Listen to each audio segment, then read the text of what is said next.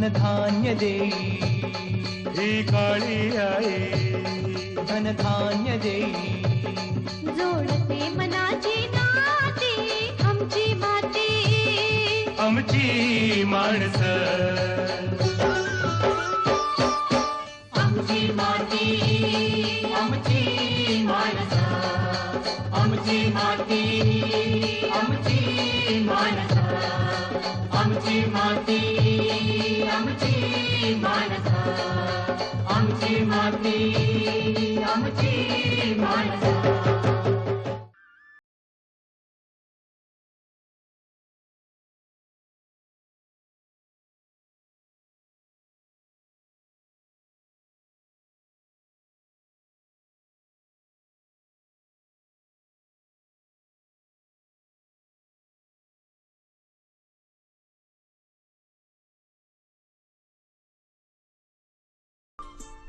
भारत देश हा विविधतेने नटलेला देश आहे असं आपण लहानपणापासून ऐकतोय नाही का? म्हणजे बघा ना, इथल्या अनेक राज्यांमधल्या अनेक शहरांना वैविध्यपूर्ण अशी नावं आहेत. म्हणजे राजस्थानमध्ये गेलो ना तर तिथे जयपूर हे जे शहर आहे त्याला पिंक सिटी म्हणून संबोधलं जातं. तसं महाराष्ट्रामध्ये नागपूर हे शहर ऑरेंज सिटी म्हणून ओळख आहे त्याची. विपुल प्रमाणामध्ये संत्र्याचं उत्पादन हे नागपूरमध्ये होतं. पण हे उत्पादन घेणं इतकं सोपं नाही बरं का. त्याची काळजी सुद्धा तितकीच घ्यावी लागते. आणि म्हणूनच आजच्या या भागामध्ये आपण संत्र्याची लागवड आणि त्याची काळजी याविषयी विस्तृत चर्चा करणार आहोत. चर्चेचा विषय आहे संत्रा लागवड आणि काळजी. आणि चर्चेमध्ये सहभागी होत आहेत डॉक्टर दिनेश पैठणकर. हे कनिष्ठ उद्यान विद्यावेत्ता आहेत. अखिल भारतीय समन्वयित संशोधन प्रकल्प फळे हा विषय आहे. आणि डॉक्टर पंजाबराव देशमुख कृषी विद्यापीठ अकोला इथून आले आहेत. सर नमस्कार, कार्यक्रमात खूप खूप स्वागत. नमस्कार. नागपूर म्हटलं की संत्र, बरोबर, आणि संत्र म्हटलं की त्याची विपुल प्रमाणामध्ये लागवड आणि त्या अनुषंगाने घेतली जाणारी काळजी या विषयावरती आपल्याला आज तुमच्याकडनं मार्गदर्शन आपल्याला हवंय. आणि अगदी सहज सरळ साध्या सोप्या भाषेत आपण गप्पा मारत यांची उत्तरं जाणून घ्यायची आहेत. सर माझा पहिला प्रश्न असा आहे की संत्रा लागवड जी आहे, मुळात जी संत्रा लागवड आपण करतो, विविध पद्धती कोणत्या आहेत हा एक प्रश्न आहे. आणि त्याला धरूनच माझा एक जोड प्रश्न असा आहे की या पद्धतीमध्ये लागवडीचं जे अंतर असतं ते काय असावं? बघा, संत्रा लागवड आपण दोन पद्धतीने करू शकतो. नेहमीची जी पद्धत आहे त्यामध्ये सपाट जमिनीवरती आपण 6 बाय 6 मीटर अंतरावरती गड्डे करून 6 बाय 6 मीटर अंतरावरती लागवड करू. बर. तर दुसरी पद्धत आहे त्याच्यामध्ये उंच बेड, म्हणजे त्याला आपण गादी वाफे सुद्धा म्हणू. साधारणतः गादी वाफाचा जो मूळ आहे, बेस आहे, तो 3 मीटर रुंदीचा आणि 50 सेंटीमीटर उंचीचे अशा प्रकारचे गादी वाफ्यावरती आपण 6 बाय 3 मीटर अंतरावरती लागवड करतो. अच्छा. तर ही पद्धत नुकतीच डॉक्टर पंजाबराव देशमुख कृषी विद्यापीठाने विकसित केलेली आहे. आणि याचे रिझल्ट जे आहे किंवा परिणाम जे आहे अत्यंत आशादायी आहे. याच्यामध्ये सर्वात प्रथम फायदा असा होतो की आपण जी लागवड करतो झाडाची वाढ समाधानकारक होते पहिल्या पद्धतीपेक्षा. त्याचप्रमाणे जो फायटोप्थोरा नावाचा बुरशी आहे किंवा रोग आहे, जो संत्र्यातला सर्वात मोठा कठीण प्रश्न आहे किंवा सर्वात मोठी प्रॉब्लेम ज्याला म्हणू आपण, म्हणजे जो फार मोठ्या प्रमाणात घातक ठरू शकतो. तर याच्यामध्ये पाण्याचा निचरा होत असल्यामुळे याची लागण या पद्धतीमध्ये आपल्याला कमी प्रमाणात आढळून आलेली आहे. आणि तसंच झाडाची संख्या सुद्धा 6 बाय 3 मीटरवर लागवड केल्यामुळे झाडाची संख्या सुद्धा दुप्पट झालेली आहे. आणि फळाची प्रत सुद्धा, दर्जा सुद्धा उत्तम असा दिसून आलेला आहे. ठीक आहे सर, मला सांगा की संत्रा लागवड करण्याच्या आधी, म्हणजे प्रत्येक ठिकाणी प्रत्येक वेळेला आपण बघतो की काही लागवड करण्याच्या आधी काही नियम पाळले जातात, तसं संत्र्याची लागवड करण्याच्या अगोदर महत्त्वाच्या बाबी कोणत्या आहेत की ज्याचं सगळ्यात आधी आपण अभ्यास केला पाहिजे? सपाट जमिनीवर जेव्हा आपण 6 बाय 6 मीटर अंतरावरती लागवड करतो त्यावेळेस गड्डे करणं अत्यंत महत्त्वाचे आहे. 1 मीटर खोल, 1 मीटर लांब, 1 मीटर रुंद या आकाराचे गड्डे आपण करायलाच हवे. कारण की ते झाड जवळपास त्याच्यावरती 25 वर्ष राहते. 25, 30 वर्षाच्या बागा राहतात. आणि जर आपण गड्डे जर केली झाडाची वाढ समाधानकारक होते. असे केलेले गड्डे शेणखत, मातीच्या मिश्रणाने, सिंगल सुपर फॉस्फेट खत आहे याच्या सहाय्याने व्यवस्थित भरून घेऊन त्याच्यावरती लागवड करावी. दुसरी पद्धत जी आहे, जी उंच बेड आपण किंवा उंच वाफा जे म्हणतो, त्यावरती आपण लागवडीपुरतं मर्यादित एक छोटासा गड्डा करून आपण त्याच्यावरती लागवड करू शकतो. या दोन्ही पद्धतीमध्ये आपण मुख्य फरक आहे गड्डे करण्याचा फरक जो आहे तोच आहे आणि पहिल्या पद्धतीमध्ये गड्डे करणं अत्यंत आवश्यक आहे. म्हणजे हे एक प्रमाण ठरवलेलंच आहे, ह्या पद्धतीनेच व्हायला बरोबर, पाहिजे. अगदी बरोबर. आणि त्याच्यावरच आपल्या भावी जे आयुष्य आहे बागेचं ते अवलंबून असते. वा, फार छान. सर मला सांगा, याच्यामध्ये कलम हा जो प्रकार आहे ना तो खूप महत्वाचा असतो. आता मला संत्र्याची लागवड करायची आहे, आता आदर्श प्रकारचं कलम हे माझ्याकडे असलं पाहिजे. बरोबर. तर ही निवड कशी करायची, कोणत्या प्रकारचं ते कलम निवडायचं? रंगपूर लिंबू किंवा जंबेरी यावरच डोळा बांधलेली कलम निवडावी. अच्छा, तर कलम साधारणतः आपण कृषी विद्यापीठाच्या नर्सरीज आहे, बस. सरकार गव्हर्नमेंटच्या नर्सरीज आहे, तिथूनच निवडावी. कलम ही साधारणतः 3 फूट उंच आणि जो डोळा बांधलेला असावा तो साधारणतः 1 फूट उंचीवर डोळा बांधलेलाच आपण कलम निवडावी. कलम ही रोगमुक्त तसंच कीडमुक्त असावी आणि त्याची वाढ योग्य प्रकारे झालेली असावी. हो, अशीच कलम आपल्याला बर. पुढे भविष्यामध्ये चांगली बाग निर्माण करण्यास मदत करेल. म्हणजे कसं आहे की सरकारी जी नर्सरी आहे किंवा जी विद्यापीठाने आखून दिलेल्या ज्या नर्सरी आहेत तिकडनं घेणं हे नेहमीच मला बरोबर आहे. फायदेशीर प्रमाणित होऊ केलेल्या नर्सरी असते, बरोबर. गव्हर्नमेंटच्या नर्सरीज आहे किंवा विद्यापीठाच्या नर्सरीज आहे. इथे जे विविध बंधनं जे आहे हा. उत्पादनासाठी रोप कलमे उत्पादनासाठी विविध जे बंधने आखून दिलेली आहे त्या विविध बंधनांतर्गतच निर्मिती केली जाते आणि रोगमुक्त आणि कीडमुक्त अशाच प्रकारची अशीच कलमे कलमं दिली आपल्याला जातात. दिली म्हणजे जातात. थोडक्यात काय तर एक प्रकारे सर्टिफाईड कलम ज्याला आपण म्हणतो तशीच ती असतात. बरोबर आणि आहे. तशीच एकदम असावी बरोबर खरं तर. तुम्ही आता चर्चा करताना आता असं सहज म्हणालात की जंबोरी रंगपर खुंटावरती डोळे बांधलेल्या कलमापासून फळं तयार होतात. यात काही फरक पडतो का? असा काय विशेष फरक असतो? बघा, जंबेरी खुंटावर जे झाड तयार होते आणि त्याच्यापासून जी फळं निर्माण होतात, फळं मिळतात आपल्याला, ते थोडे जाड सालीचे फळं, थोडासा पोला प्रकारात मोडणारे असते, थोडेसे घट्ट सालीचे नसतात. अच्छा, फळाचे आकार मोठा असतो आणि या खुंटावर वाढणारं झाड सुद्धा मोठं झाड वाढते याच्यावरती. याउलट रंगपूर खुंटावरचं जे फळ असते त्याची साल पातळ असते, फळ चांगलं घट्ट होते आणि रस आणि जे आपण त्याला ॲसिडिटी म्हणू किंवा आम्लता म्हणू याचं प्रमाण किंवा गुणोत्तर जे आहे हे योग्य प्रकारे असते आणि चवीला हे उत्कृष्ट दर्जाचे लागतात रंगपूरवरची ही फळं. अतिशय महत्वपूर्ण माहिती आहे. अगदी. आणि त्याचप्रमाणे जर रंगपूरवरचं खुंटावर बांधलेलं झाड जे असेल ते फायटोप्थोराला प्रतिबंध करते.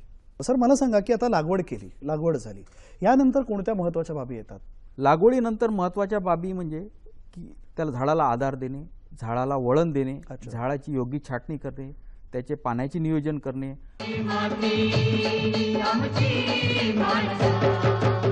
तर मला सांगा की आता लागवड झाली, यानंतर कोणत्या महत्वाच्या बाबी येतात? लागवडीनंतर महत्त्वाच्या बाबी म्हणजे की त्याला झाडाला आधार देणे, झाडाला वळण देणे, अच्छा. झाडाची योग्य छाटणी करणे, त्याचे पाण्याचे नियोजन करणे, पावसाळ्यात त्याचे संरक्षण करणे, उन्हाळ्यात संरक्षण करणे, हिवाळ्यात संरक्षण करणे, तसंच कीड व रोगाचं वेळोवेळी नियंत्रण करणे.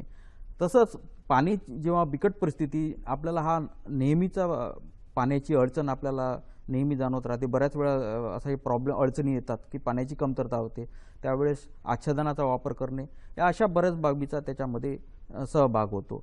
बाग लावल्यानंतर एक महत्त्वाची बाग म्हणजे आपल्या बागेचं वाऱ्यापासून संरक्षण करणं ही सुद्धा अत्यंत महत्त्वाची अत्यंत बाग महत्त्वाचं आहे. आहे. तर याच्याकरिता जेव्हा आपण बाग लावतोय तर सोबतच बागाच्या सभोवताली शेवरी या वृक्षाची आपण लागवड करावी. बरं, मग त्यांनी फायदा होऊ शकतो. बरोबर. ते शेवरी हा वारा प्रतिबंधक वृक्ष आहे, त्यामुळे उन्हाळ्याच्या झळापासून आणि हिवाळ्याच्या थंडीपासून आपण बऱ्यापैकी संरक्षण करण्यास मदत करू शकतो. फार छान. म्हणजे त्याला एक पर्याय छानसा शोधून काढलेला आहे शेवरीचा. सर मला सांगा, इथपर्यंत आपण येऊन पोहोचलो, म्हणजे आता शेवरी वगैरे लावली इथपर्यंत ठीक आहे, पण जसं शाळेमध्ये लहान मुलांवर संस्कार करतो ना, त्यांना आपण वळण लावणं म्हणतो, तसं ह्या झाडांना सुद्धा वळण लावतात का हो? आणि जर असेल तर ह्या झाडांना कसं वळण लावायचं? एकदम बरोबर प्रश्न आहे तुमचा.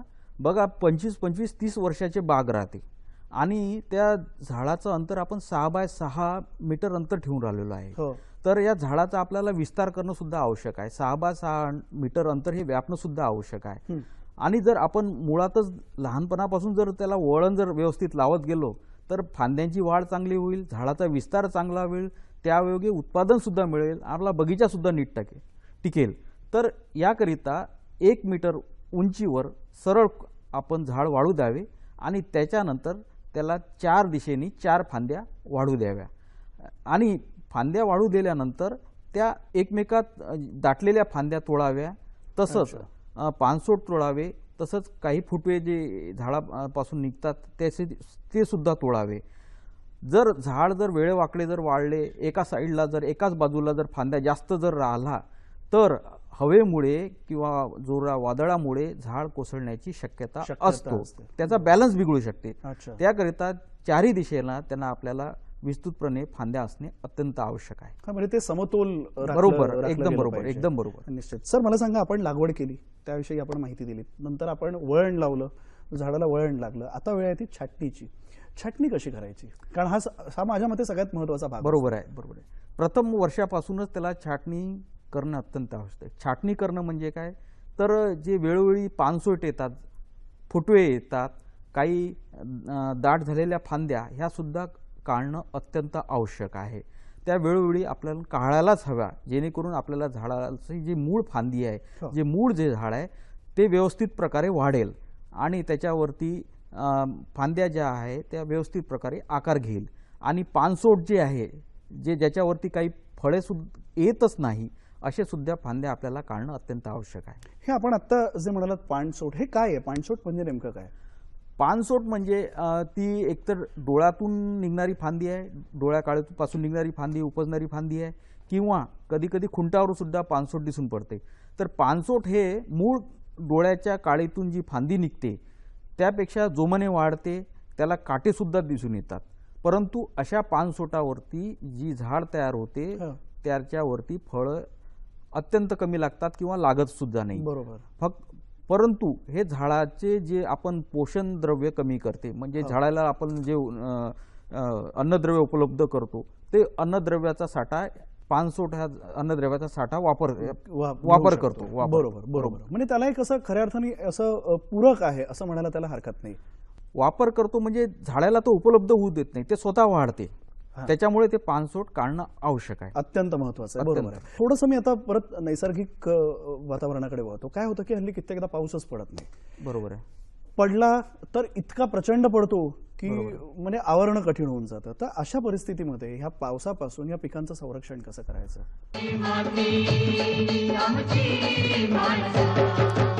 थोडंसं मी आता परत नैसर्गिक वातावरणाकडे वळतो. काय होतं की हल्ली कित्येकदा पाऊसच पडत नाही. बरोबर आहे.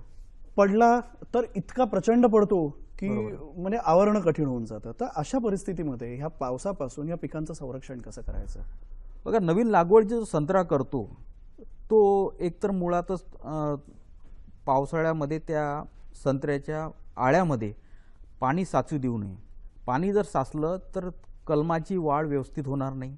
मुळांना जमिनीतून जो हवेचं प्रमाण आवश्यक असते ते मुळांना हवेचं प्रमाण पुरवठा होणार नाही. त्याच्यामुळे अन्नद्रव्य घेण्यास अडचणी निर्माण होईल आणि बऱ्याच वेळा कलम दगावण्याची सुद्धा शक्यता असतो.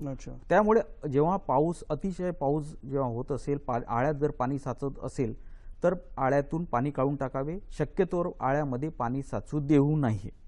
निश्चित. पण हे झालं पावसाळ्याचं. आता मला सांगा की हिवाळा आणि उन्हाळा या ऋतूमध्ये कशी काळजी घ्यायची? हिवाळ्यामध्ये अतिशय जेव्हा थंडी पडते त्यावेळेस आपण बांधावरती शेकोटी करून किंवा सायंकाळी ओलीत करून ओलिताची जी वारंवारता वाढून सुद्धा आपण हिवाळ्यामध्ये थंडीपासून संरक्षण करू शकतो. तसंच हे शेवरीचा मी अगोदर उल्लेख केला आहे, वाऱ्या प्रतिबंधक वृक्ष आहे.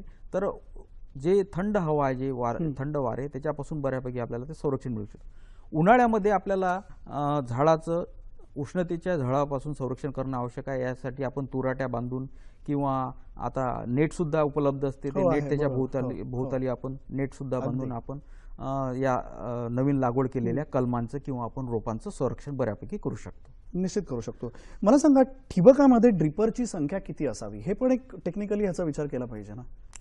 बघा, संत्र्यामध्ये आपण 2 ते 3 पद्धतीने महत्वाच्या पद्धती पाणी देण्याच्या पद्धती आहे. एक दुहेरी आळी पद्धत आहे, दुहेरी दांड पद्धत आहे आणि ड्रीप पद्धत आहे. आपण ड्रीप याचा वारंवार प्रचार आणि प्रसार करतो. याच्यासाठी करतो, पाण्याची बऱ्याच वेळी कमतरता होते आणि आपण जेवढं पाणी आवश्यक असते झाडाला तेवढंच आपण ड्रिपरद्वारे आपण देऊ शकतो, ठिबक सिंचनाद्वारे देऊ शकतो. तर झाड जेव्हा छोटं असते त्याला एक ड्रिपर 4 LPH म्हणजे 4 लिटर प्रति घंटा प्रति तास या कॅपॅसिटीचं या क्षमतेचं सुद्धा आपण लावू शकतो एक ड्रिपर. जसं जसं झाड वाढत जाईल तशी तसं आपल्याला ड्रिपरची संख्या सुद्धा पुढे पुढे वाढवत जावं वाढवता लागेल. येते. पण पूर्ण आच्छादन करता येतं का, म्हणजे सहज एक असं बरोबर शक्य आहे का? आहे, बरोबर आहे. एकदम अत्यंत बरोबर प्रश्न आहे की आपण ठिबकचा वापर करून राहिलो तर याच्यासोबत जर आपण आच्छादनाचा वापर जर केला तर आपण पाण्याची बचत सुद्धा करू शकतो. तर आच्छादनामध्ये गवताचे आच्छादन आहे, पालापाचोळ्याचे आच्छादन आहे, तसंच पॉलिथिनचे सुद्धा आच्छादन आहे. वेगवेगळ्या अच्छा, रंगाचे बरं. पॉलिथिन सुद्धा येतात त्याच्यामध्ये, त्याचे सुद्धा आच्छादन आपण करू शकतो. गवताचे किंवा पाल्यापाचोळ्याचे आच्छादन साधारणतः 10 सेंटीमीटरचा थर आपण आळ्यामध्ये देऊ शकतो, गवताचा किंवा पालापाचोळ्याचा. तसंच पॉलिथिनचे आच्छादन आपण वेगवेगळ्या मायक्रोनच्या शीट्स येतात, त्याची लाईफ त्याच्या जाडीवर सुद्धा अवलंबून येते. 30 मायक्रॉनपासून आपण 100 मायक्रॉनपर्यंतच्या आपण त्या पॉलिथिन्सच्या काळ्या पॉलिथिन्स आहे त्याचं सुद्धा आपण आच्छादन करू शकतो. करता. आच्छादनाचे परिणाम अत्यंत चांगले आहे. आपण पाण्याचे जमिनी पाळ्या कमी करू शकतो, पाणी आपण जमिनीमध्ये ओलावा टिकवू शकतो. तसंच जे वातावरण आहे, जे उपकारक जीवाणू जे आहे मातीमधले, त्याच्यासाठी सुद्धा एक पोषक वातावरणाची निर्मिती सुद्धा आपण आच्छादनाने करू शकतो. सर मला सांगा की अलीकडे आंतरपीक घेणं हे फार महत्वाचं झालेलं आहे आणि ती मला वाटतं काळाची गरज आहे, म्हणजे त्याच्यात काहीच गैर बरोबर नाही. इथे आपल्याला आंतरपीक घेता येतं का? बरोबर आहे. आंतरपीक घेण्यामध्ये आपण एकतर आपण जमिनीचा योग्यपणे वापर सुद्धा करू शकतो हो. आणि जो काही होणारा खर्च आहे संत्रा बागेवरती तो आंतरपिकातून आपण आपल्याला पहिले 5 ते 6 वर्ष आपल्याला पीक मिळत नाही, तर आपण पहिले 5 ते 6 वर्ष आंतरपिकावरती आपल्याला आपलं उत्पादनाचं एक साधन बनू शकते. बरोबर. तर याच्यामध्ये आपण डाळवर्गीय पिके आहे, जे मूग आहे, उडीद आहे किंवा हरभरा आहे, यासारखे आंतरपीक घेऊ शकतो. हिरवळीचे आंतरपीक सुद्धा घेऊ शकतो. हिरवळीचे आंतरपीक घेऊन आपण जमिनीची सुपीकता वाढवू शकतो. परंतु ज्वारी किंवा गव्हासारखे आंतरपीक यामध्ये घेऊ नये. सहसा उंच वाढणारे, दाट वाढणारे आंतरपिके यामध्ये घेऊ नये, कारण की यामध्ये कलमाची वाढ जी आहे ती खुंटण्याची संभावना असते. म्हणजे आपला बगीचा लवकर वाढणार नाही किंवा झाडे लवकर वाढणार नाही. त्याच्यामुळे सहसा मूग, उडीद व हरभरा यासारखेच आंतरपिके आपण घ्यावी. वा, फार छान. आता इतकं सगळं झाल्यानंतर सगळ्यात महत्त्वाचा प्रश्न येतो ते म्हणजे खताचं नियोजन कसं करायचं? बघा, आपण गड्डा करतानाच आपण सिंगल सुपर फॉस्फेट शेणखत याचा वापर केलेला आहे आणि कलमे लावताना मुळे याची नाजूक असतात. तर प्रथम वर्षी लागवड झाल्याबरोबर खतं देण्याची आवश्यकता नाही. आपण शेणखतामधून याऐवजी जर ट्रायकोडर्मा, PSB ज्याला फॉस्फरस विरघळणारे जीवाणू म्हणतात त्याला, तसंच ॲझोटोबॅक्टर किंवा ॲझोस्पिरिलियम आहे, नत्र उपलब्ध करून देणारे जीवाणू, याचा आपण वापर शेणखतासोबत वापर करू शकतो. साधारणतः याचं प्रमाण 25 ग्रॅम ट्रायकोडर्मा, 25 ग्रॅम PSB व 25 ग्रॅम ॲझोस्पिरिलियम शेणखतामध्ये आपण लागवडीच्या सोबत आपण मिसळून देऊ शकतो. त्यानंतर खताचे नियोजन आहे, जे रासायनिक खत आहे, मुख्यतः रासायनिक खताचे नियोजन आपण साधारणतः 1 वर्षापासून पुढे आपण करायला काहीच हरकत नाही. बरोबर. आपल्यासारखे तज्ज्ञ इथे येतात. मला नेहमी एक प्रश्न असा असतो की तरीसुद्धा माझ्या मनात जर काही प्रश्न असतील आणि जर मी थेट विद्यापीठाकडे संपर्क साधला तर त्याविषयी आपण समुपदेशन करता का, किंवा कित्येकदा विद्यापीठाच्या मार्फत आपल्यासारखे जे तज्ज्ञ आहेत हे शेतामध्ये जाऊन त्या शेतकऱ्यांना त्यांचे गट करून त्यांना समुपदेशन देतात का? बरोबर काय आहे. पद्धत आहे? बरोबर आहे, एकदम बरोबर प्रश्न विचारला. विद्यापीठामध्ये आपण टेलिफोनवर किंवा मोबाईलवर त्यांना आता मार्गदर्शन करतो, ती हेल्पलाईन असते. बरोबर. तर दुसरं सुद्धा वेळोवेळी आपण त्यांचे ट्रेनिंग्स घेऊन, डेमॉन्स्ट्रेशन घेऊन किंवा प्रत्यक्ष त्यांच्या शेतावर जाऊन त्यांचा प्रॉब्लेम जो आहे, त्यांच्या अडचणी समजून घेऊन आपण त्यांना ज्या प्रकारे प्रॉब्लेम आहे, अडचणी आहे, तर त्या प्रकारचे आपण तिथे एक्सपर्ट घेऊन जाऊन त्यांना योग्य प्रकारे आपण मार्गदर्शन करतो. सर, ह्या पलीकडे म्हणजे आता एकदा पीक आला, आता अर्थात त्याचा थेट विद्यापीठाशी संबंध येतो की नाही मला माहिती नाही, परंतु एक इन जनरल की बाबा आता हा माल तयार झाला, हे पीक तयार झालं, ही संत्री विस्तृत प्रमाणामध्ये आपल्याकडे आता उपलब्ध आहेत, ही बाजारापर्यंत आता जाणार आहे. तर हा जो मधला काळ आहे, या मधल्या काळामध्ये ती प्रिझर्व करण्यासाठी काही यंत्रणा आहे का, किंवा त्याच्यासाठी काही मार्गदर्शन केलं जातं का? बरोबर आहे. आपण त्याच्यावरती पोस्ट हार्वेस्ट जो भाग आहे हा सुद्धा एक विषय आहे. त्याच्यामध्ये आपण संत्रा प्रोसेसिंग आहे, संत्रा स्टोरेज आहे, याच्यावरती सुद्धा आपण मार्गदर्शन करतो. मार्गदर्शन कर निश्चित. म्हणजे इतकी सगळी सविस्तर विस्तृत आपण चर्चा केली. कार्यक्रमाच्या सुरुवातीलाच मी म्हटलं होतं की सध्या नागपूर हेच केंद्रस्थानी आहे, पण त्या पलीकडे सुद्धा जाऊन आपल्याला कल्पना असेल की संत्र हे महाराष्ट्रातलं अत्यंत महत्त्वाचं पीक असं गणलं जातं. जसा कोकणातला हापूस आंबा असं आपण म्हणतो, तसं नागपूरचं संत्र हे केवळ महाराष्ट्रात, भारतात नाही तर जगभरामध्ये त्याची ख्याती आहे. आणि हे ओळखून जी पीक काढणारे आपण सगळे बांधव आहोत, आपण ही काळजी घेतली पाहिजे. आणि जसं लहान मुलांवरती आपण संस्कार करतो घरातल्या, तसं खरं तर आपण आपल्या ह्या पिकांवरती सुद्धा संस्कार केले पाहिजे. हे सगळे मान्यवर तज्ज्ञ इथे येतात कार्यक्रमात येऊन आपल्याला ही अतिशय महत्त्वपूर्ण अशी माहिती आपल्याला देत असतात. हे सगळ्या वेगवेगळ्या कृषी विद्यापीठाचे अधिकारी असतात, तिथले एक्सपर्ट्स असतात. त्यांचा खूप वर्षानुवर्ष तिथे अभ्यास असतो आणि त्यातनं जो रिझल्ट त्यांना मिळत असतो, त्या रिझल्टच्या अनुषंगाने ते आपल्याला ही सगळी माहिती देत असतात. त्यामुळे त्यांनी सांगितलेली माहिती ही आपण इथे साठवून ठेवली पाहिजे आणि त्या अनुषंगाने वागलं पाहिजे. तर जे पीक येणार पुढे ते निश्चितच चांगलं येईल, भरघोस येईल आणि सगळ्यात महत्त्वाचं म्हणजे बाजारामध्ये त्याला भाव मिळेल. कारण शेवटी कसं आहे की त्याला भाव मिळणं ह्याचा थेट संबंध हा अर्थकारणाशी असतो आणि हे अर्थकारण हे तुम्हाला आम्हाला सगळ्यांनाच लाभदायी ठरो अशी आपण ईश्वराचरणी प्रार्थना करूया आणि आजचा भाग इथे संपवूया. सर, आपण कार्यक्रमात आलात त्याबद्दल मी आपले आभार मानतो. अतिशय महत्त्वपूर्ण मुलाचं योगदान आपण केलं, आपण माहिती आम्हाला दिलीत. पुन्हा भेटूया पुढच्या कार्यक्रमात. तोपर्यंत नमस्कार. नमस्कार.